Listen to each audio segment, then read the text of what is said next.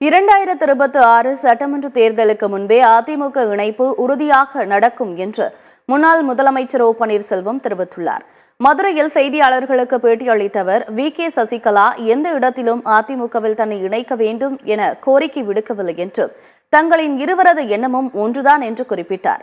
அதிமுக ஒன்றுபட வேண்டும் என்பதுதான் தொண்டர்கள் விரும்பும் என்று கூறிய அவர், 2026 சட்டமன்ற தேர்தலுக்கு முன்பே அதிமுக இணைப்பு உறுதியாக நடக்கும் என்று நம்பிக்கை தெரிவித்தார்.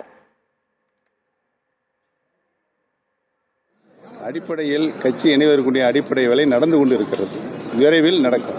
2026 சட்டமன்ற பொதுத் தேர்தலுக்கு முன்பாகவே இணைப்பு உறுதியாக நடைபெறும் என்பதை தெரிவித்துக் கொள்கிறேன்.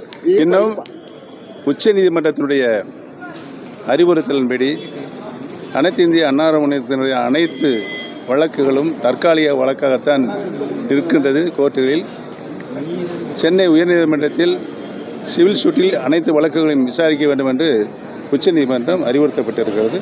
அந்த வழக்கு இப்பொழுது நடைபெற்றுக் கொண்டிருக்கிறது.